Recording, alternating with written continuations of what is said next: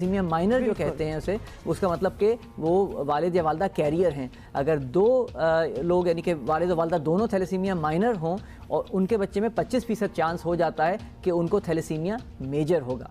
लेकिन 25% चांस हो जाता है, लेकिन डॉक्टर साहब फिर स्ट्रेंजर्स के साथ अगर आपके as an out of family आपकी शादी हो तो उसमें भी बहुत सारे ऐसे केसेस देखे हैं जहां पर ये बीमारियां जेनेटिकली पास ऑन करती हैं। बिल्कुल, कोई गारंटी नहीं है कि अगर आप ख़ानदान से बाहर जाके शादी करते हैं तो ये डिसऑर्डर्स नहीं आएंगे, लेकिन उस डिसऑर्डर के चांस जो है वो ज़्यादा होता है अगर आप फर्स्ट, सेकंड या थर्ड कज़न्स में शादी करें बनिस्बत इसके कि आप फैमिली से बाहर शादी। अच्छा, अब करें क्या? हमारे यहाँ खानदान में हुमा शादियाँ तो होनी बहुत ज़्यादा, और आपको पता है अगर not that I have any statistics, लेकिन साउथ एशिया में, पाकिस्तान में तो बहुत कज़न मैरिजेस होती हैं। इनफैक्ट उनको सेफ समझा जाता है, ऑलरेडी बचपन से ही डिसाइड कर दिया जाता है कि जी शादियाँ होंगी। तो करना क्या चाहिए लोगों को? क्या ये नॉलेज है या नहीं है? बिल्कुल, देखिए नॉलेज सबसे ज़्यादा ज़रूरी चीज़ है।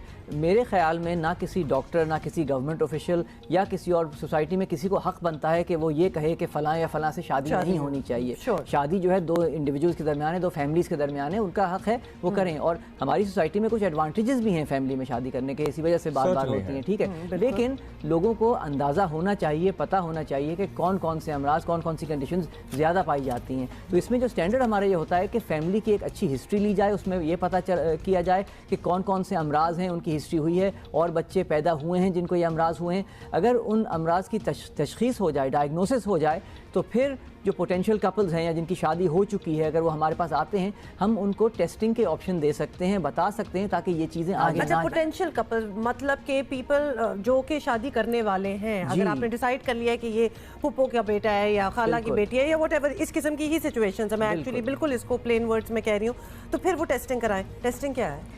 टेस्टिंग आमतौर पे ब्लड की होती है, लेकिन उसमें मसला ये है कि बहुत सारे अमराज हैं, तकरीबन 400-500 से ज़ायद अफराद हैं ऐसे, अमराज ऐसे हैं जो कि ये चीज़ें कर सकते हैं, जिसमें बच्चों की अर्ली डेथ हो जाती है या ऐसी डिफेक्ट्स हो जाते हैं कि वो बहुत ज़्यादा तकलीफ में होते हैं, या फिर ऐसे जिस तरह थैलेसीमिया होता है जो कि लाइलाज है। बुनियादी टेस्ट जो है हमें 2-3 बता दें जो पोटेंशियल कपल्स या कपल्स करा सकते हैं। लेकिन सबसे जो आसान और सिंपल टेस्ट है ना हमारी पॉपुलेशन में ख़ास तौर पे, वो थैलेसीमिया का टेस्ट है, जो कि काफ़ी लोकल गवर्नमेंट्स ने भी ये तो फैमिली या आउट ऑफ फैमिली दोनों केसेस में बिल्कुल, क्योंकि एक एस्टिमेट है कि 20 में से एक फर्द पाकिस्तान में थैलेसीमिया माइनर है। तो वो अगर पता चल जाए पहले से, तो पेरेंट्स जो हैं वो बहुत प्लान कर सकते हैं और इस चीज़ को अपने बच्चों में होने से बचा सकते हैं। इस चीज़ को बच्चों में होने से बचाया जा सकता है। थैलेसीमिया 2 माइनर्स हों, मुख्तसरन पूछ रहा हूँ, तो उसको प्रिवेंट किया जा सकता है अगर औलाद चाहें, या औलाद ही खुदा ना खास्ता नहीं होनी चाहिए? नहीं, ये कभी भी हम नहीं कहते कि आप औलाद ना करें।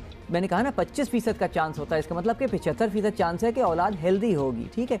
वो जो 25% का चांस है, उसके ऑप्शंस दिए जाते हैं वालिदैन को, प्रेगनेंसी के दौरान टेस्ट किए जा सकते हैं। अगर पता चल जाए कि थैलेसीमिया आ गया है बच्चे में, तो प्रेगनेंसी को रोका जा सकता है ताकि आगे की तकलीफ बचाई जाए। ऑलराइट, बहुत शुक्रिया आपका। बहुत सलमान आगा खान यूनिवर्सिटी हॉस्पिटल से आपका ताल्लुक, बहुत ही इंफॉर्मेटिव और मुख्तसर हमने सेगमेंट किया, और होपफुली आप सबको इससे इस्तेफादा हुआ। और खासतौर पे हमारे बताना भी हम चाहते थे कि इन्फॉर्मेशन, जिस तरह डॉक्टर साहब भी कह रहे थे, वो नॉलेज होनी चाहिए आपके पास। यू हैव टू नो कि क्या हो सकता है, क्या नहीं हो सकता। मतलब आंखें बंद करके तो आप कोई ऐसी लाइफ डिसीजन में नहीं घुसते ना, तो लिहाजा हमारी कोशिश थी कि हम आपको बता दें। सो इंशाल्लाह अगर आप शादी करने का सोच रहे हैं तो देन यू शुड नो कि ये टेस्ट वगैरह अवेलेबल है, और इंशाल्लाह everything is going to be गैर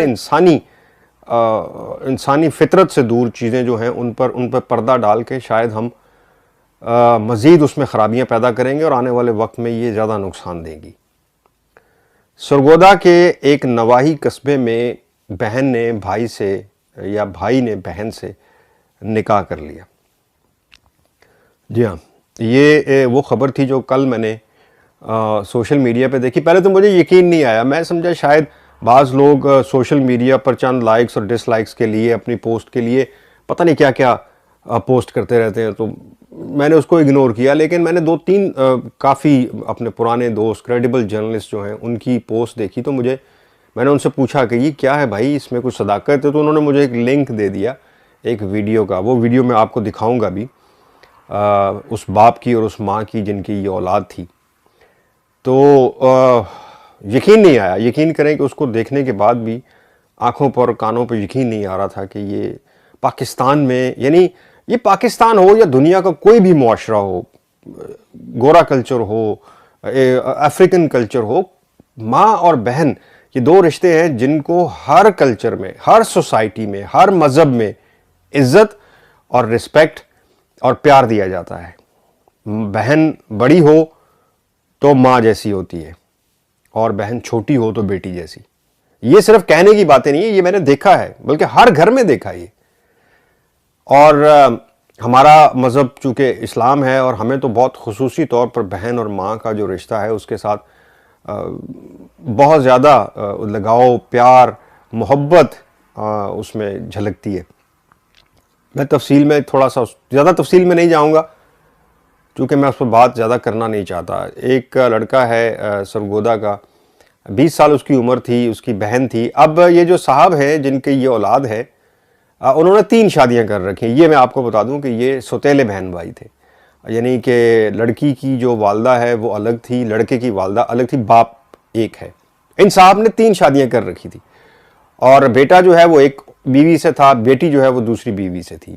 और बेटा जिस बीवी से था उसको ये साहब छोड़ चुके हैं, तलाक दे चुके हैं। तो इनका कहना ये है, जब इनसे इंटरव्यू किया गया तो उनका कहना ये है कि जी मुझसे बदला लेने के लिए मेरी पहली बीवी ने, साबका बीवी ने अपने बेटे से ये करवाया।